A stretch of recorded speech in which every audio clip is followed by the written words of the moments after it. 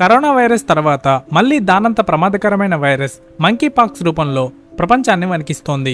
1958లో మొదటిసారి ఈ వైరస్ను కోతుల్లో గుర్తించి దీనికి మంకీ పాక్స్ అని పేరు పెట్టారు. ఆ తర్వాత ఇది మనుషులకు, ఎలుకలకు, జంతువులకు కూడా సోకడంతో దీని పేరు ఎంపాక్స్ గా మార్చేశారు.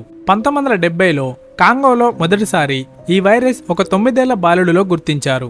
అప్పటి నుండి ప్రతి సంవత్సరం ఆఫ్రికా ఖండాల్లోని దేశాల్లో ఈ ఎంపాక్స్ వైరస్ రావడం చాలా మామూలుగా మారింది.